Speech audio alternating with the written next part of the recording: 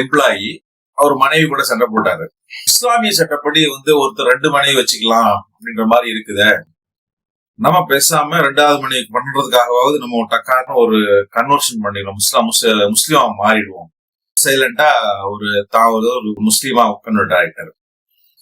அப்புறம் அடுத்த கட்டமா அந்த ஊர்ல இருந்து வெளியூருக்கு போய் நான் இப்பதான் முஸ்லீமா மாறிட்டேன் அப்படின்னு சொல்லிட்டு அங்க சொல்லி ஒரு முஸ்லீம் பொண்ண போய் சொல்லி கல்யாணம் பண்ணிக்கிட்டாரு.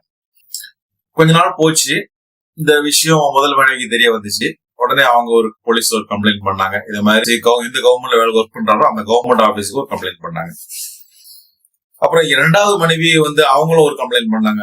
எனக்கு இது மாதிரி முதல்ல ஒரு கல்யாணம் பண்ண விஷயத்த எங்களுக்கு தெரிவிக்காம மறைச்சு ஏமாத்தி என்ன கல்யாணம் பண்ணிட்டாருன்னு அவங்களும் ஒரு கம்ப்ளைண்ட் பண்ணாங்க.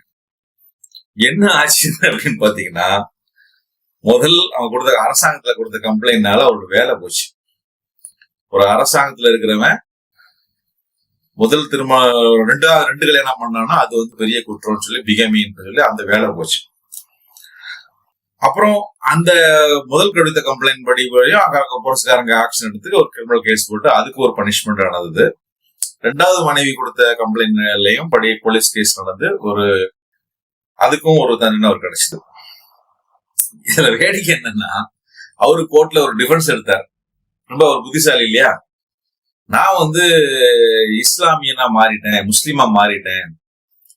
முஸ்லீமா மாறுறதுனால எனக்கு நான் 4 பேர் வரைக்கும் கல்யாணம் பண்ணலாம். முஸ்லீம்கள் முஸ்லீம் சட்டப்படி 4 பேர் வரைக்கும் 4 பணியும் வச்சுக்கலாம் போட்டிருக்கு.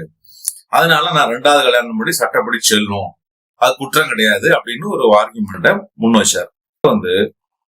செக்ஷன் 494 என்னோட பிகமியில என்ன சொல்ல வர்றாங்க அப்படின்னா,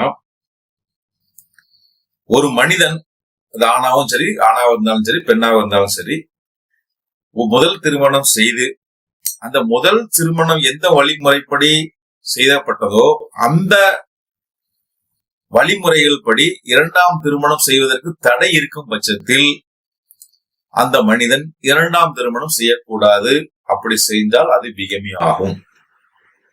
அதுதான் சட்டம்.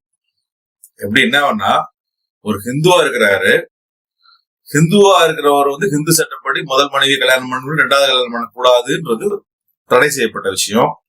சோ அவரு 2வது கல்யாணம் முஸ்லீமா மாறினாலும் செய்ய முடியாது, செஞ்சா அது குற்றம் தான்.